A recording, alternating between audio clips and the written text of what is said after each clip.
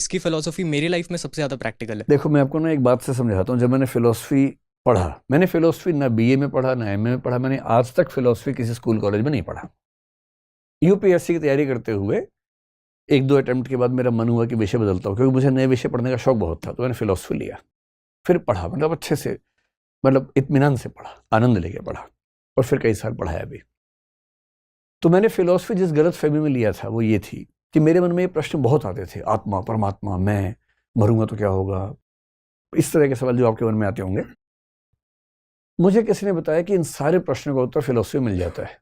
मैंने कहा बस तो फिर बात खत्म, फ़िलॉसफ़ी लेंगे, आईएएस बने ना बने उत्तर मिल जाना चाहिए। मतलब मेरी अप्रोच ऐसी थी, लेकिन वो अप्रोच बहुत अच्छी नहीं है। तो मैंने फ़िलॉसफ़ी को पढ़ा अच्छे से, और एक भी जवाब नहीं मिला, कोई जवाब नहीं मिलता है। तो फिर लोग सोचते फिर पढ़ाई क्यों। लेकिन एक फ़ायदा हुआ। पहले क्या था कि मुझे गधा बनाना बड़ा आसान काम था।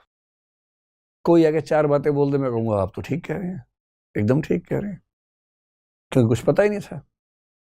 फिलोसफी पढ़ के ये हुआ कि दुनिया के किस किस विचारक ने किस किस विषय पर कितनी गहराई तक जाके बात की, वो सारी पढ़ ली। जैसे ईश्वर है, ईश्वर के अस्तित्व को सिद्ध करने के लिए 50 प्रमाण दिए गए, उनको खारिज करने के भी उतने प्रमाण दिए गए हैं। आपने दोनों पढ़ लिए। अब भी आपको नहीं पता, लेकिन अब आपको यह पता है कि किसी को भी नहीं पता, और उतना मुझे भी पता जितना किसी को भी पता है।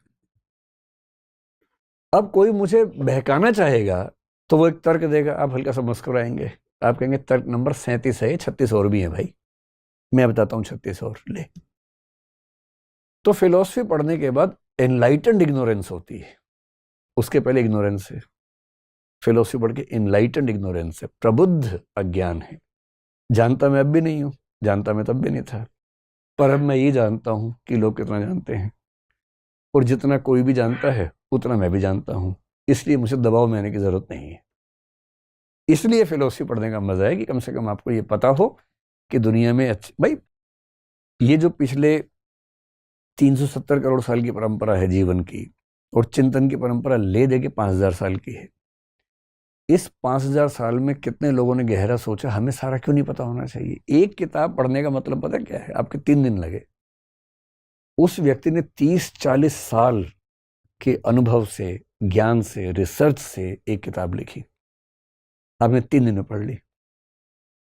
आप 3 दिन में 40 साल ज्यादा मैच्योर हो गए, वरना खुद पत्थर से पत्थर भिड़ा के चिंगारी निकालते रहते, कब तक निकालते भाई।